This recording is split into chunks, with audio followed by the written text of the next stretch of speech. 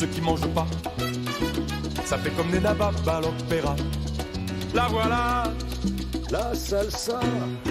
c'est une latine. Pardonnez-nous, on était en train de se balader pour chercher le bon endroit Mais il y a 3 tables alors pour à chaque fois. présenter la bonne On a galette. bien fait de parler d'Alzheimer. Ah, non.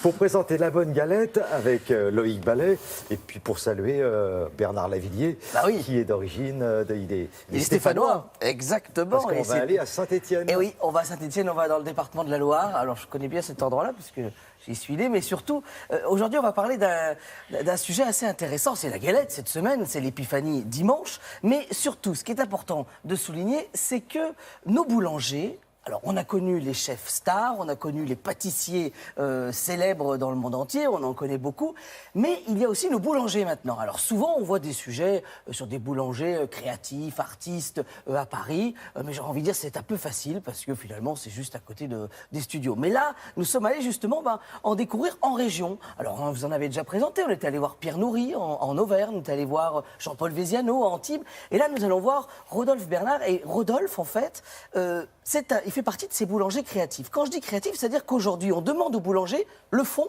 et la forme. C'est-à-dire le fond, avoir des farines de provenance intéressante, de petites minoteries, mais aussi d'avoir une certaine inventivité, une certaine créativité. Regardez sur le plateau. Alors, je vous ai amené sa galette de cette année, qui est juste là. Et juste à côté, je ne sais pas si vous l'apercevez, c'est une brioche en forme de tête de mort. Voilà, parce que la brioche n'a pas forcément une tête de brioche. Il peut avoir la forme d'une tête. Voilà. Non, mais l'idée, c'est qu'il est plutôt joueur, en fait, Rodolphe Bernard. Et c'est son idée, en fait, c'est que tous les matins, un peu comme chez un restaurateur, il y a le menu du jour, il change tous les jours, et lui, c'est exactement pareil. Voilà. Alors bon, nous sommes allés le voir, et puis on vous a réservé une petite surprise pour faire la galette. Regardez.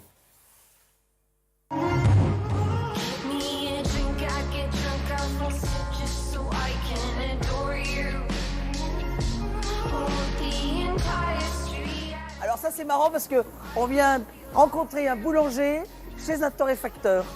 C'est tout à fait normal. Alors pourquoi on vient voir Cécile Chapuis en fait? Justement parce qu'on est en complémentarité, on va travailler ensemble sur des nouveaux goûts et des associations de saveurs sur un pain qui sera avec des saveurs de café. Ah, vous avez déjà demandé ça ou pas? Non, c'est la première fois. On travaille sur 2 façons possibles de le faire. Un pur arabica, légèrement acidulé, donc qui va avoir un goût très intéressant dans le pain. Dans le café, oui, on s'y perd. Mais c'est normal. Entre Café, le pas, et c'est le pas. café, on ne sait plus.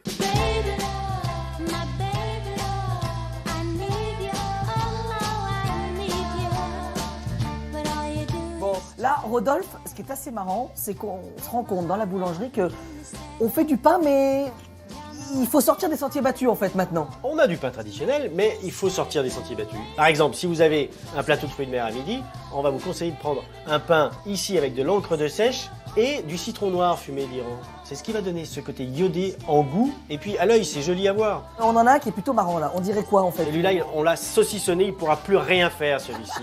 Il est calibré pour que ce soit un pain qui sera plus avec de la viande. Et on a à l'intérieur plusieurs sortes de chorizo. Donc, alors moi, celle qui m'éclate le plus, c'est les brioches, non? Une petite vanité, effectivement, mais ça fait plus rire les enfants et peur aux parents. C'est un beurre échiré, un beurre AOP, et qui donnera justement tout le moelleux et la conservation. Ça, c'est l'inspiration d'aujourd'hui en fait. Ça, c'est aujourd'hui. Demain, ce sera complètement différent. Bon, en fonction de l'arrivage. Et de mes envies. Et quelle envie. Qui c'est les plus forts, évidemment, c'est les Verts. On a un gros public et les meilleurs supporters. On va gagner. Et alors là, il paraît que vous êtes le seul boulanger de France à remplir les stades. On les remplit entièrement. On est au cœur du chaudron, Ça va se passer. à Geoffroy Guichard, et on va faire une petite galette.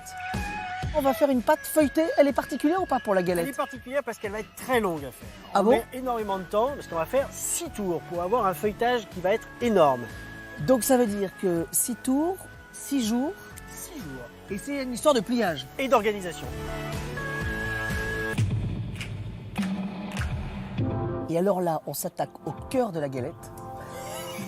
La frangipane. La frangipane, amande blanche et D'accord. amande grise, c'est-à-dire avec la peau. On va les malaxer avec du beurre, on va mélanger avec un tout petit peu de cannelle si on veut. On peut rajouter évidemment du rhum ou un autre alcool si on veut. Petit On mot de vocabulaire. On va la chiqueter et non Ça pas la veut dire déchiqueter, c'est-à-dire qu'on va prendre un couteau D'accord. légèrement incliné et on va faire ces magnifiques petites entailles. sorte que l'on a sur le d'ourlet. côté.